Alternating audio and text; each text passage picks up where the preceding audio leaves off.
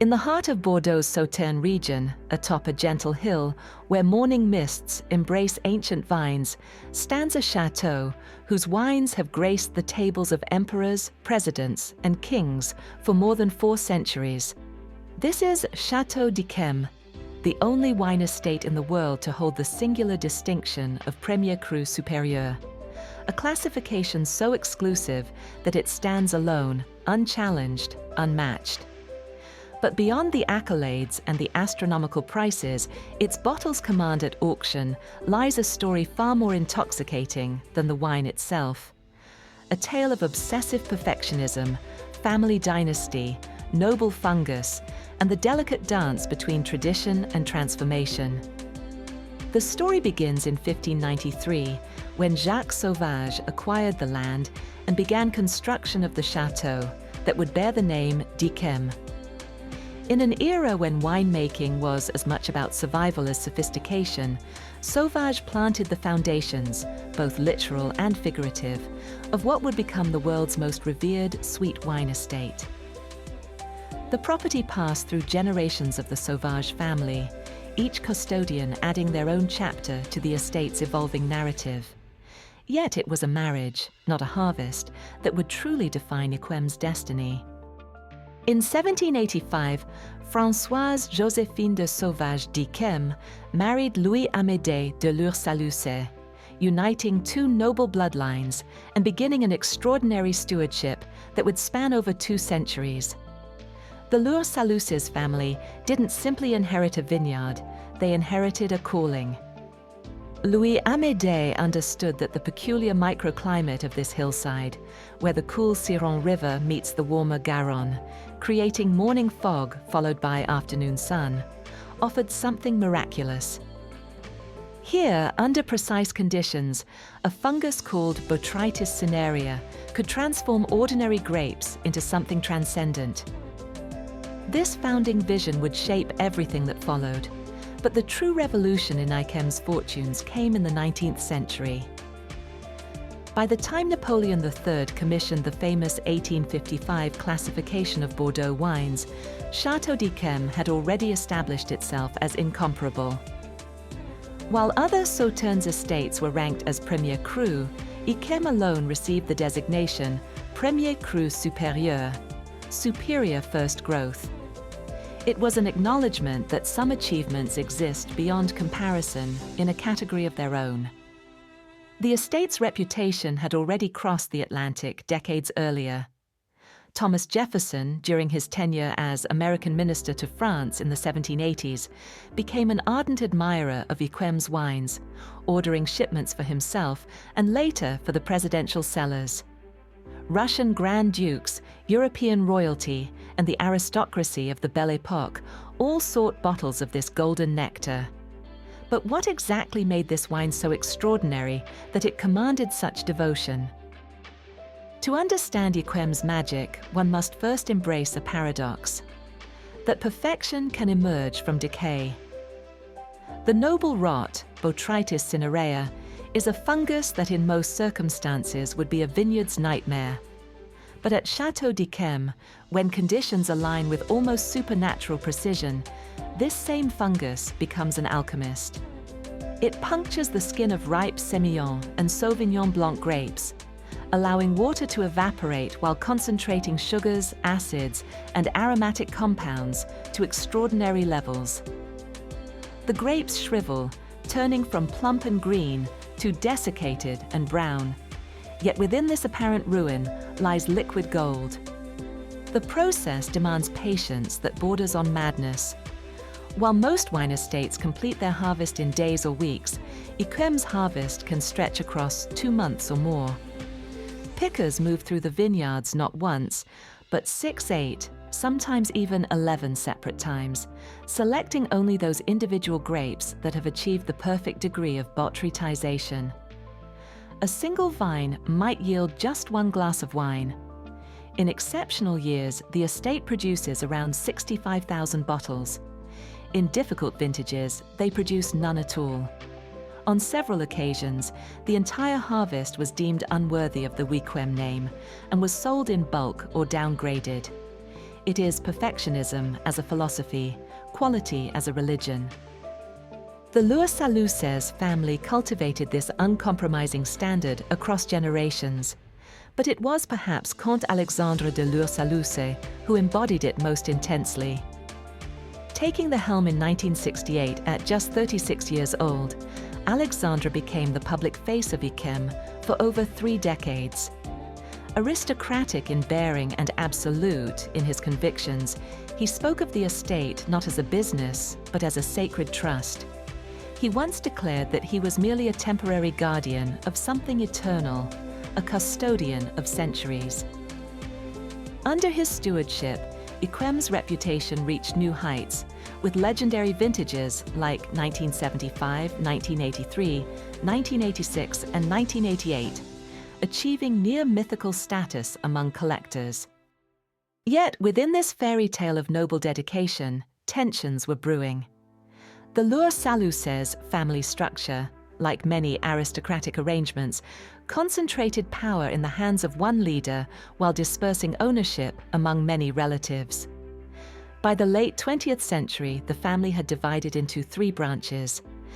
Alexandre controlled only 9% of the shares, but wielded absolute authority over winemaking decisions. His brother Eugène held the largest stake at 47%, while the Hangalot branch, the majority of family members, held a minority of shares and virtually no voice in operations. For generations, this imbalance had been tolerated, sustained by family pride and the prestige of the Yquem name. But Alexandre's imperious management style began to fray these bonds. Shareholders not involved in daily operations grew frustrated with meager dividends, especially when they learned that Chateau funds were being allocated for renovations, like new VIP bathrooms, while their returns remained modest. Small grievances accumulated like sediment in a bottle. Some family members complained that Alexandre rarely shared the estate's precious wine with them, a perceived slight that symbolized their exclusion from the legacy they nominally owned. The crisis erupted in 1992, when Alexandre attempted to secure the succession for his son Bertrand. Other family members, including his own daughter and another son, recoiled at what they saw as dynastic presumption. His brother Eugène, feeling marginalized despite his substantial shareholding, began exploring options to sell part of his stake. Alexandre had fatally underestimated the depth of family resentment, mistaking silence for consent and tradition for loyalty. Into this fractured landscape stepped Bernard Arnault, chairman of LVMH, the luxury goods empire that had already assembled Moët en Chandon, Dom Pérignon, and Veuve Clicquot under its banner. Arnault recognized that Chateau d'Yquem represented more than a wine estate. It was the ultimate luxury brand, a symbol of unattainable excellence that perfectly aligned with LVMH's philosophy. With characteristic charm and substantial financial resources, he approached the disenchanted family members, offering them something Alexandre never had: recognition and a generous exit. By November 1996, Arnault had secured 55% of Chateau d'Yquem's shares, gaining majority control. Alexandre responded with aristocratic outrage, launching legal challenges and a public relations campaign against what he portrayed as a hostile takeover of France's patrimony. But his efforts backfired, revealing how isolated he had become even within his own family. The relatives who had sold to LVMH felt vindicated, finally receiving substantial returns on shares that had generated little income for decades. The denouement came in stages. In 1999, Alexandre and Bertrand sold their 9% stake to LVMH at a premium price, higher than what other family members had received. Alexandre retained a seat on the board, and a peace agreement was brokered, allowing the estate to move forward. But the writing was on the wall. In 2004, as Alexandre approached his 70th birthday, LVMH gently but firmly reduced the mandatory retirement age. The Count retired, and for the first time in 219 years, Château d'Yquem would be managed by someone outside the Lur-Saluces family. Alexandra's parting words were bitter, citing childless jealousy among family members as the cause of the dynasty's end. It was an ungenerous assessment that overlooked his own role in the family's disintegration. Yet, even in defeat, his legacy remained intact in every bottle. The uncompromising standards, the willingness to sacrifice quantity for quality, the understanding that true luxury cannot be rushed or rationalized. LVMH appointed Pierre Lurton, already managing the prestigious Chateau Cheval Blanc, as Yquem's new director. The wine world watched anxiously, wondering whether corporate ownership would dilute the estate's singular character. Would profit imperatives override the costly perfectionism that defined Yquem?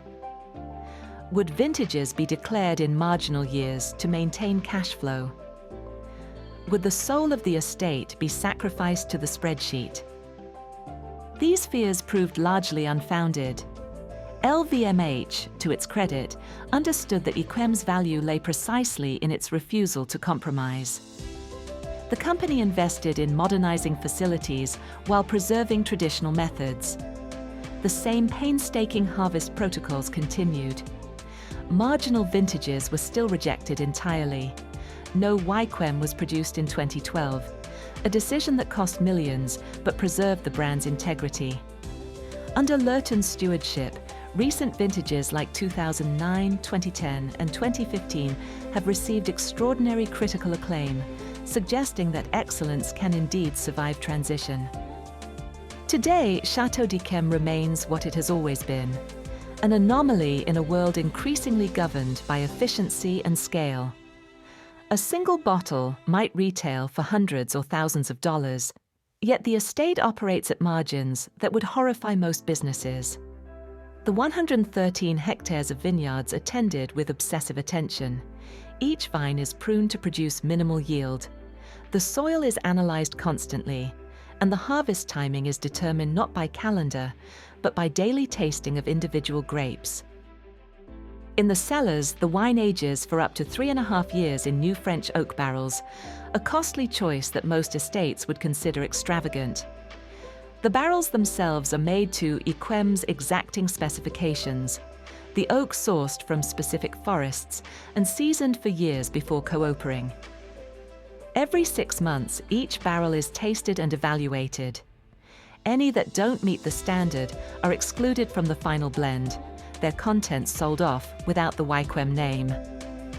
This ruthless selection means that even after the meticulous harvest, a significant portion of the wine never makes it into a Yquem bottle.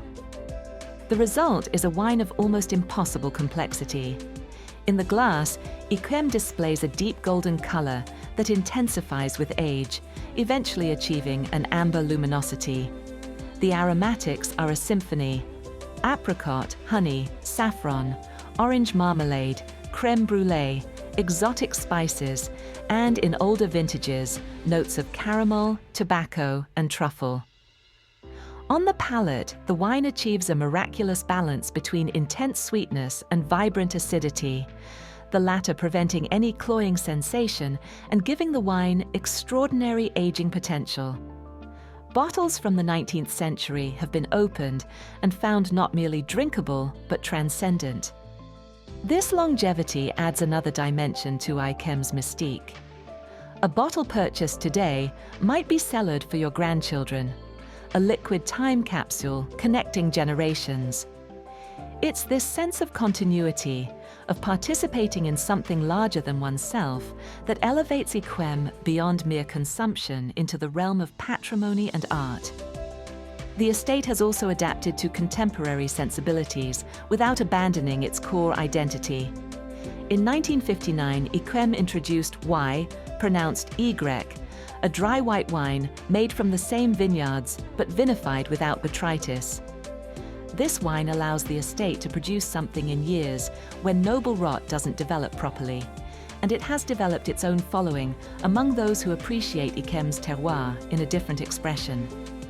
It's a pragmatic innovation that Alexandra's predecessors might never have considered, yet it respects the fundamental principle: never compromise the Yquem name itself. As we reflect on this extraordinary journey from Jacques Sauvage's initial vision in 1593 to the LVMH stewardship of today, what emerges is a story about the price of perfection and the complexity of legacy. The Lur-Saluces family gave Château d'Yquem 2 centuries of unwavering dedication, establishing standards that still define the estate. Yet their story also reveals how even the noblest traditions can fracture when human relationships are neglected, when authority becomes condescension, and when the symbolic value of heritage isn't matched by tangible respect for all stakeholders.